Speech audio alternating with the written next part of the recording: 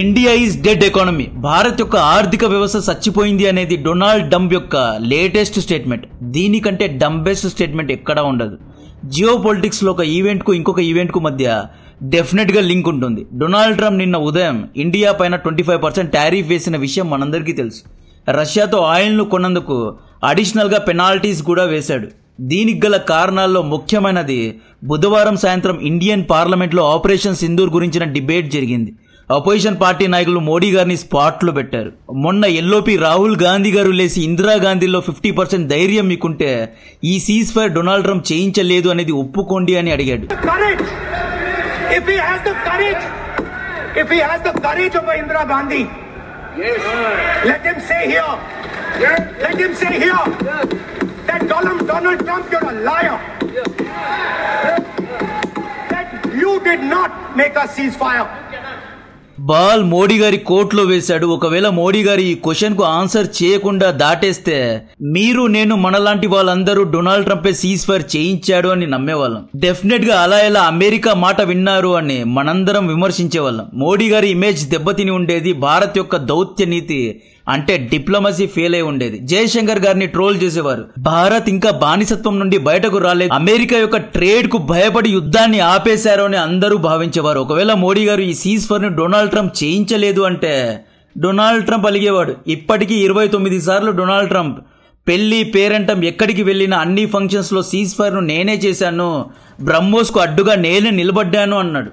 Next year Nobel శాంతి పురస్కారం తీసుకోవాలి అని Donald Trump black suit red tie కూడా కుట్టించుకున్నాడు. డొనాల్డ్ ట్రంప్ అమెరికాలో ఒక ఫీల్డ్ ను సెట్ చేశాడు. తానే ఇజ్రాయెల్ ఇరాన్ యుద్ధాన్ని కూడా ఆపాడు అని, ఇరాన్ యొక్క న్యూక్లియర్ శక్తిని ధ్వంసం చేశాడు అని, టారిఫ్ యుద్ధం చేసి అమెరికా ఆర్థిక వ్యవస్థను తానే లేపాడు అని, అబ్రహాం అకార్డ్స్ చేయిస్తాను అని, బరాక్ ఒబామాకు నోబెల్ ప్రైజ్ ఇచ్చారు, నాకెందుకు ఇవ్వరు, పర్సనల్ ఈగోకు పోయాడు. ఒబామాకు సమానంగా తలపడాలి అని చూశాడు. మొదటగా ఫ్రాన్స్ ట్రంప్ గాలి తీసింది. పాలస్తీన్ ఒక దేశంగా గుర్తించింది. గాజాలో దాడులు చేయొద్దన్న ఇజ్రాయెల్ ట్రంప్ మాట వినడం లేదు. యుక్రెయిన్ యుద్ధం ఆపుతానని చెప్పి ఫెయిల్ అయ్యాడు. ఇరాన్ విషయంలో ఫెయిల్ అయ్యాడు. ఇలాన్ మస్క్ సైతం విమర్శించే స్థాయికి వెళ్లిపోయాడు. అన్ని కార్డ్స్ ఓడిపోయిన తర్వాత నోబెల్ ప్రైజ్ కోసం ఇండియా పాకిస్తాన్ 2 న్యూక్లియర్ పవర్స్ పైన యుద్ధాన్ని ఆపాను అనే పాయింట్ ను పట్టుకొని పురస్కారాన్ని కొట్టేద్దాం అనుకున్నాడు. కానీ స్పాట్ లో ఉన్న మోడీ గారు మొన్న ప్రపంచంలోని ఏ ఒక్క నాయకుడు సీజ్ ఫైర్ చేయించలేదు అనే బాంబు పేల్చారు. భారత్ కే ఆపరేషన్ రోకనే కే లియే నహీ కహా.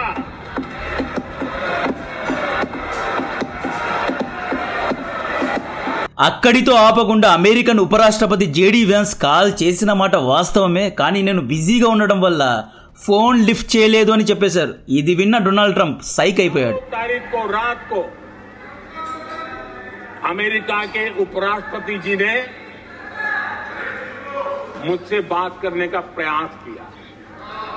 वो घंटे भर कोशिश कर रहे थे, लेकिन मैं मेरी सेना के साथ मीटिंग चल रही थी. అదే బుధవారం రోజు రాత్రి ఇండియా రష్యాతో ఆయిల్ ను కొంటోంది అని చెప్పి ఇండియా వ్యాపార చర్చల్లో ఏమీ తీసి ఇవ్వడం లేదు అని చెప్పి ఇండియా పైన 25% టారిఫ్ ను విధించాడు. జస్ట్ తన ఈగోతో ఫారెన్ డిప్లొమసీ ప్లే చేస్తున్నాడు. నిన్న ఉదయం ట్రూత్ సోషల్లో ఒఫీషియల్ గా India is an dead economy అని రాశాడు. బుధవారం సాయంత్రం కంటే ముందు డొనాల్డ్ ట్రంప్ ఏమనేవాడు, we are very near to close deal with India అన్నాడు. India is an greatest country అన్నాడు. మోడీ ఈజ్ మై ఫ్రెండ్ అన్నాడు.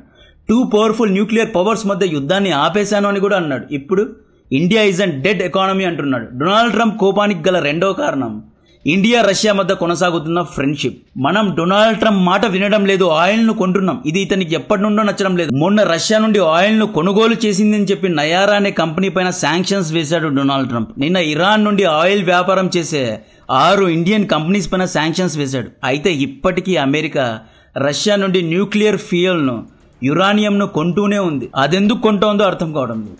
మూడో కారణం ఇది మెయిన్ మీడియా చెప్పడం లేదు, కానీ జూన్ జూలై నుండి అమెరికన్ ఇండియా పెద్దల మధ్య వ్యాపార చర్చలు జరుగుతున్నాయి. బట్ వ్యాపార ఒప్పందం జరగడం లేదు. ఈ పంచాయతీ తెగకపోవడానికి కారణం డైరీ ప్రోడక్ట్స్ విషయంలో వీరిద్దరి మధ్య తెగింది అనమాట. అమెరికా భారత్ కు డైరీ ప్రోడక్ట్స్ అంటే milk powder, soya beans, corn, wheat, almonds వంటివి ఎక్స్పోర్ట్ చేస్తుంటుంది. బేసికలీ అగ్రికల్చర్ ప్రోడక్ట్స్ ను ఎక్స్పోర్ట్ చేస్తుంది. సో ఈ అగ్రికల్చర్ ప్రోడక్ట్స్ పైన ఇండియా 40 నుండి 100% టారిఫ్ వేస్తుంది. ఉదాహరణకు ఒక లీటర్ మిల్క్ ఇండియాలో 100 రూపాయలు. అమెరికా ఇదే లీటర్ పాలను కేవలం 60 రూపాయలకు మనకు అమ్ముతోంది. అయితే ఈ 60 రూపీస్ పైన మనం 100% టారిఫ్ వేసాం కాబట్టి దీని యొక్క ధర ఇండియన్ మార్కెట్లో 120 రూపీస్ అవుతోంది. సో అమెరికన్ మిల్క్ 120 రూపీస్ మార్కెట్లో ఉండడం వల్ల ఇండియన్ ఫార్మర్స్ తయారు చేసిన మిల్క్నే భారతీయులందరూ కొంటున్నారు. తద్వారా ఇండియన్ ఫార్మర్స్ యొక్క హితాన్ని మన ప్రభుత్వం కాపాడుతోంది. డొనాల్డ్ ట్రంప్ ఏమంటున్నారు, మీరు 100% టారిఫ్ను 10%కు తగ్గించండి అంటున్నాడు. దీన్ని 10%కు తగ్గిస్తే ఒక లీటర్ పాలు కేవలం 66 రూపీస్ అవుతుంది. అమెరికన్ మిల్క్ లేదా డైరీ ప్రోడక్ట్స్ మనకు తక్కువలో దొరుకుతాయి. అందరూ అమెరికన్ ప్రోడక్ట్స్ని కొంటారు. తద్వారా మన ఫార్మర్స్ నష్టపోతారు. Same logic implies to wheat, soya, almonds, walnuts అన్నిటికీ, యోగర్ట్, చీజ్ అన్నిటికీ ఇదే లాజిక్ అప్లై అవుతుంది. ఇండియాలో $200 బిలియన్ డైరీ ప్రోడక్ట్స్ యొక్క బిజినెస్ ఉంది, మార్కెట్ ఉంది. అగ్రికల్చర్, డైరీ వ్యాపారం ద్వారా 60 కోట్ల భారతీయులు అన్నం తింటున్నారు. డొనాల్డ్ ట్రంప్ వేసిన ప్లాన్ ఏంటి అంటే భారత ప్రభుత్వాన్ని ఒత్తిడికి గురి చేసి ఈ టారిఫ్ ను 10% తగ్గించి, ఇలా తగ్గించి భారత్ యొక్క 200 బిలియన్ డైరీ బిజినెస్ ను, అగ్రికల్చర్ బిజినెస్ ను కాజేయాలి అని డొనాల్డ్ ట్రంప్ చూశాడు. అందుకే ఈ వ్యక్తి మొన్న I want to close a deal, trade deal, I want to do $500 billion business with India అన్నాడు కదా. ఈ $500 బిలియన్ లో $200 బిలియన్ ఒక అగ్రికల్చర్ నుండే వస్తుంది. ఫార్మర్స్ యొక్క పొట్ట కొట్టాలి అని చూశారు. అమెరికన్ ఫార్మర్స్ తమ ఆవులకు, గేదెలకు బ్లడ్ మీల్ ను, ఫిష్ మీల్ ను ఫీడ్ చేసి లీటర్లు పాలు తీస్తారు. ఆ పాలతో యోగర్ట్, కర్డ్, చీజ్ ఇలా ఎన్నో డైరీ ప్రొడక్ట్స్ ను తయారు చేస్తారు. సో ఇండియా ఈ పాయింట్ ను కూడా పట్టుకుంది. భారతీయుల్లో చాలా మందికి మిల్క్ లో నాన్ వెజ్ ఉండడం ఇష్టం లేదు. మీరు మీ అనిమల్ ఫుడ్ ను ఫీడ్ చేస్తున్నారు. సో స్పిరిచువలీ, ఒక రకంగా కల్చరల్లీ ఇది మాకు ఇష్టం లేదు అని ఈ డీల్ ను క్లోజ్ చేయడం లేదు అన్నమాట. ఒకవేళ రేపు మోడీ గారు ట్రంప్ తో డీల్ సైన్ చేశాడు అనుకోండి, మరుసటి రోజే ఫార్మర్స్ అందరూ రోడ్ మీదకి వచ్చి ప్రొటెస్ట్ చేస్తారు. Number 1, Donald Trump cease fire చేయలేదు అని చెప్పి నిజాన్ని బద్దలు కొట్టారు. నంబర్ 2, జయశంకర్ గారు రంగంలో దిగి డొనాల్డ్ ట్రంప్ ఏప్రిల్ నుండి జూన్ మధ్య కాలంలో మోడీ గారికి కాల్ చేయనే లేదు అని చెప్పారు కదా. ఇది పుండు మీద కారం చెల్లినట్లయింది, మెల్ట్ డౌన్ కు దారి తీసింది. నంబర్ 3, మనం రష్యాతో ఆయిల్ కొనడం వాళ్ళకి ఇష్టం లేదు. Number 4, no compromise on dairy product and farmers. So పై చెప్పిన కారణాల కారణంగానే డొనాల్డ్ ట్రంప్ 25% టారిఫ్ వేశాడు. ఎకానమీను డెడ్ అని చెప్పి ఘోషించేశాడు. ఈ రోజు డొనాల్డ్ ట్రంప్ కు కౌంటర్ గా ఇండియా అమెరికా యొక్క లాక్హీడ్ మార్టిన్ కంపెనీ తయారు చేసిన F-35 ఫైటర్ జెట్స్ ను మేము కొనము అని అఫీషియల్ గా ప్రకటించేసింది. ఫిబ్రవరిలో జేడీ వ్యాన్స్ సతీ సమేతంగా వచ్చి F-35 ను అమ్మడానికి చూశాడు. ఏప్రిల్లో ట్రంప్ కూడా సేల్స్ మ్యాన్ లాగా F-35 ను అమ్మడానికి చూశాడు. మనం ఇన్ని రోజులు మొహమాటానికి పోయి సరే అండి చూద్దామండి, F-35నే కదా, ఆలోచిద్దాం, కొందామని డిప్లొమాటిక్ గా మాట్లాడింది. ఇప్పుడు ఇంత మాట అన్న తర్వాత కూడా భారతీయుల్లో చీము నెత్తురు లేదు అంటారు. ఎందుకని డెడ్ ఎకానమీ మీ నుండి యుద్ధ విమానాలు కొనాలి, ఎందుకని బిలియన్స్ ఆఫ్ డాలర్స్ ట్రేడ్ చేయాలి అని చెప్పి ఇక్కడ చెక్ పెట్టారు. సో ఫైనలీ F-35 ను రిజెక్ట్ చేయడానికి కారణం F-35 పర్ఫార్మెన్స్ ను ఆల్రెడీ మనం ట్రివెండ్రం ఎయిర్పోర్ట్ లో చూసేసాం. 26 రోజులు ఒక శవం లాగా విమానం పడింది. F-35 1000 కోట్లు. అమెరికా టెక్నాలజీ సోర్స్ కోడ్ కూడా షేర్ చేయదు. అమెరికా కిల్ స్విచ్ అనే ఫ్యూచర్ పెడుతుంది. F-35 సాఫ్ట్వేర్ ను అమెరికానే కంట్రోల్ చేస్తుంది. మోర్ ఓవర్ F-35 లో సోకాల్ స్టెల్త్ ఫ్యూచర్ ఉంది అంటారు కదా, దీన్ని ఎవరు డిటెక్ట్ చేయలేరు అన్నారు కదా. కానీ మొన్న ట్రివెండం దగ్గర యూకే ఒక F-35 ను మన made in India Swathi radar detect చేసి పడుకోబెట్టింది. We have doubts on F-35 capabilities అని చెప్పి అమెరికాకు భారత్ అద్దం చూపించింది. నెక్స్ట్ డొనాల్డ్ ట్రంప్ పాకిస్తాన్ తో డీల్ సైన్ చేయనున్నాడు. పాకిస్తాన్ పైన కూడా 19% టారిఫ్ ను అమెరికా విధించింది. అయినా డొనాల్డ్ ట్రంప్ ఏమంటున్నాడు, బలోచిస్తాన్ లో అంటే గోదావరి దగ్గర, అరేబియన్ సీ దగ్గర మాకు ఎన్నో లక్షల టన్నుల ఆయిల్ నిల్వలు కనిపించాయి, దొరికాయి, త్వరలోనే అమెరికా పాకిస్తాన్ తో ఆయిల్ ను తీస్తుంది అన్నట్టు డొనాల్డ్ ట్రంప్ స్టేట్మెంట్ ఇచ్చాడు. బహుశా ట్రంప్ కు బలోచ్ బామర్దుల గురించి తెలిసి ఉండదనుకుంటా. చైనా ఓడు గత 10 ఏళ్ల నుండి అక్కడ సీపాక్ ప్రాజెక్ట్ కట్టలేక మింగలేక సస్తున్నాడు. ఇప్పుడు Balochistan liberation army beast mode లో ఉంది. పలకరిస్తే లేపేసేలా ఉన్నారు. అక్కడ ఆయిల్ వెలికి తీయడం అంత ఈజీ కాదు. అసలు అక్కడ ఆయిలే లేదండి. ట్రంప్ ఫేకుతున్నాడు. ఆయిల్ ఉంటే చైనా ఓడు ఎప్పుడో లేపుకొని వెళ్లిపోయేవాడు. ఇండియాను రేగించడానికే డొనాల్డ్ ట్రంప్ కావాలనే పాకిస్తాన్ లో ఆయిల్ ఉంది, పాకిస్తాన్ తో ట్రేడ్ చేస్తాము అంటున్నాడు. అమెరికాలోనే లక్షల టన్నుల ఆయిల్ ఉంది కదా, దాన్ని ఫస్ట్ వెలికి తీయండి. డొనాల్డ్ ట్రంప్ ఈ ప్రకటన చేసిన తర్వాత షెహబాజ్ షరీఫ్ అల్హమ్దులిల్లా వి హిట్ జాక్ పాట్ అన్నాడు. బలోచిస్తాన్ లో మీరు ఆల్రెడీ చైనాతో సంసారం చేస్తున్నారు, మళ్ళీ కొత్త మొగుడిని తీసుకొస్తే పాత మొగుడు ఖర్చులకు డబ్బులు ఇస్తాడా? ఇవ్వడు. పాకిస్తాన్ షరియాలలో 3 పెళ్లిళ్లు చేసుకోవచ్చు. అలాగే ఫారెన్ డిప్లొమసీలో కూడా 2 పవర్ఫుల్ పవర్స్తో సంసారం చేయొచ్చు అనుకుంటున్నాడు Shehbaz Sharif. But personal laws and foreign laws 2 వేరు. బలోచ్ గడ్డలో అమెరికన్ కంపెనీస్ దిగితే చైనా ఊరికే ఉంటుందా?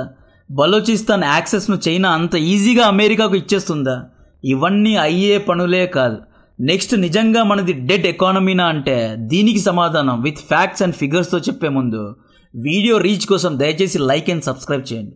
అమెరికా దేశానికి చెందిన ఫినాన్షియల్ జైంట్ అయిన గోల్డ్మాన్ సాచ్ భారత్ అనేది ఒక గ్రోయింగ్ ఎకానమీ అనే కితాబ్ ఇచ్చింది. ఇదే కంపెనీ ఇండియాలో గ్రోత్ ఉంది అని గ్రహించి బెంగళూరు ఔటర్ రింగ్ రోడ్లోని కాడుబిస్నలి అనే ఏరియాలో పెద్ద ఆఫీస్ను ఓపెన్ చేసుకుని కూర్చుంది. హైదరాబాద్ హైటెక్ సిటీలో సత్వా నాలెడ్జ్ పార్క్లో కూడా వీళ్ళ యొక్క ఆఫీస్ ఉంటుంది. కావాలంటే ఎక్కడైనా రీసెర్చ్ చేసుకోండి. ఇండియన్ ఎకానమీ డెడ్ అయినప్పుడు Goldman Sachs, J P Morgan, Google, Amazon, Apple, Intuit ఇలాంటి కంపెనీస్ ఎందుకు ఇండియాలో ఇన్వెస్ట్మెంట్స్ చేస్తున్నారు? ఎవ్రీ ఇయర్ యూఎస్ఏ జీడిపి 2.4%లో గ్రో అవుతుంది. చైనా జీడిపి 4.8% చొప్పున గ్రో అవుతుంది. కానీ ఇండియన్ జీడిపి 6.5% చొప్పున గ్రో అవుతోంది. So clearly America China GDP saturate అవ్వనున్నాయి.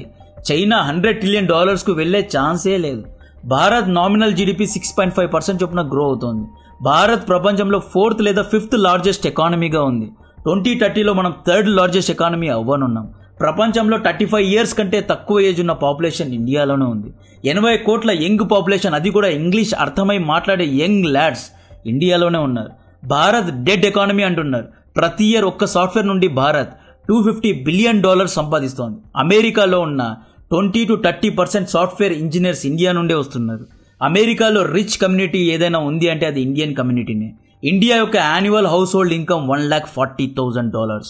So Indians యొక్క గెలుపు చూసి ఓర్వలేకపోతున్నారా? ఇండియాను గెట్అవుట్ అంటున్నారు. ఇండియన్స్ను రేషియల్గా డిస్క్రిమినేట్ చేస్తున్నారు. బేసికలీ విదేశాల్లో అమెరికా, యూరోప్లో ఇండియన్ కమ్యూనిటీస్కు వేరే కమ్యూనిటీస్కు మధ్య ఉన్న డిఫరెన్స్ ఏంటి అంటే మనోళ్ళు మంది పంచాయతీల్లో దిగరు. జెండాలు పట్టుకొని pray for Gaza, peace for Gaza అని చెప్పి, బ్లాక్ లైఫ్స్ మ్యాటర్ అని చెప్పి, రెయిన్బో రైట్స్ అని చెప్పి రోడ్ల మీద ప్రొటెస్టులు చేయరు. మన పని మనం చూసుకుంటాం. మ్యాక్స్ మనోళ్ళు చేసే పని, మనోళ్ళు చేసే హడావిడి ఫస్ట్ డే రోజు ఫస్ట్ షోకి వెళ్తారంతే. అది తప్పితే మంది గొడవల్లో మనోళ్ళు దూరరు. చక్కగా పని చేసుకుంటారు, డబ్బులు సంపాదించుకుని హ్యాపీగా ఉంటారు. ఇది చాలా మందికి నచ్చడం లేదు. దాని కారణంగానే ఇండియన్స్ పైన విషాన్ని కక్కుతున్నారు. అమెరికన్ టెక్ కంపెనీస్ లో పనిచేస్తున్న 30% టెక్కీస్ అందరూ ఆ డెడ్ దేశానికి చెందిన వాళ్ళు. డొనాల్డ్ ట్రంప్ రోజు రోజుకు ఏం మాట్లాడుతున్నారో ఎవరికి అర్థం కావడం లేదు. ఈ ఆర్టికల్ చూడండి. American economist William last year American GDP కంటే 3 times ఎక్కువగా ఇండియన్ జీడిపి గ్రో అయింది అనే స్టేట్మెంట్ ఇచ్చాడు. ఇక్కడ మళ్ళీ నేను ఇండియా అమెరికా కంటే గ్రేట్ అని చెప్పడం లేదు, లాజిక్ లెస్ గా మాట్లాడడం లేదు. ఇండియా ఈజ్ నాట్ డెడ్ అంటున్నాను. ఆబ్వియస్లీ టెక్ విషయంలో అమెరికా 40 years అహెడ్ గా ఉంది. గ్రౌండెడ్ గానే మాట్లాడుతున్నా. ఇండియాలో చాలా ప్రాబ్లమ్స్ ఉన్నాయండి. మన రాజకీయ నాయకులు, మన పొలిటికల్ సిస్టమ్, మన ప్రభుత్వ ప్రతిపక్ష నాయకులు, ఈ ఎలక్షన్ సిస్టమ్స్ వీళ్ళందరూ కలిసి ఇండియన్ ఎకానమీను, ఇండియన్ యువతను లెట్ డౌన్ చేస్తున్నారు. ముఖ్యంగా మన బ్యూరోక్రసీ చాలా వర్స్ట్ గా ఉంది. ఇంకా మనం పాత కాలంలోనే ఉన్నాం. ఒక వెస్టర్న్ కంపెనీ ఇండియాలో రావాలి, ఒక వెస్టర్న్ కంపెనీ ఇండియాకు రావాలి అంటే ఎన్నో కండిషన్స్ ఉంటాయి. ఎస్, ఇండియా చైనా లాగా ఫాస్ట్ గా గ్రో అవ్వడం లేదు. Semi conductors, rare earth production లో మనం ఇంకొంచెం స్లోగానే ఉన్నాం. బట్ ఇది రాకెట్ సైన్స్ కాదు. దీన్ని ఈజీగా ఇండియన్స్ పికప్ చేసుకోగలరు. ఈ విషయం అమెరికా, చైనాకు కూడా బాగా తెలుసు. ట్రంప్ ఫ్లాట్ గా వచ్చి ఇండియా ఇస్ డెడ్ ఎకానమీ అనడం, దాన్ని కొంతమంది నాయకులు ఒత్తాసు పలకడం అనేది కరెక్టే కాదు. ఇండియన్ ఎకానమీ డెడ్ అంటే మీరు, నేను, farmers, politicians, industries, techies, workers, entrepreneurs అందరూ చచ్చినట్లే. ఒక తెల్లోడు అవుట్ ఆఫ్ ద బ్లూలో వచ్చి రాత్రి ఏదో తాగేసి వచ్చి భార్యతో కొట్లాడి India is an dead economy అంటే మీరు ఎలా నమ్ముతున్నారు? బుధవారం సాయంత్రం మోడీ గారు సీజ్ ఫైర్ డొనాల్డ్ ట్రంప్ చేయించలేదు అని చెప్తే రాత్రికి రాత్రే స్టేట్మెంట్ ఇచ్చిన వ్యక్తి ఉదయాన్నే ఏమైనా చెప్పగలడు. ఇవన్నీ కాదు ఫ్రెండ్స్, రష్యా పైన అమెరికా ఇన్ఫినిటీ శాంక్షన్స్ వేసింది, కానీ పుతిన్ నిలబడ్డాడు. వచ్చి ప్లక్ చేసుకుంటున్నాడు. రష్యా దగ్గర ఉద్యోగ వ్యాపారాలు చేయడానికి యువత లేరు, కానీ మన దగ్గర 60 నుండి 80 కోట్ల యువత ఉంది. టాలెంట్ ఉంది. ఎస్, వీఆర్ స్లో, అంతేగాని డెడ్ కాదు. మన ఎకానమీను ఏనుగుతో పోలుస్తారు. ఏనుగు స్లోగా వచ్చినా చాలా గట్టిగా వస్తుంది. కంటెంట్ నచ్చితే వీడియోను లైక్ చేయండి, ఛానల్ను సబ్స్క్రైబ్ చేసి అందరికీ షేర్ చేయండి. జై హింద్.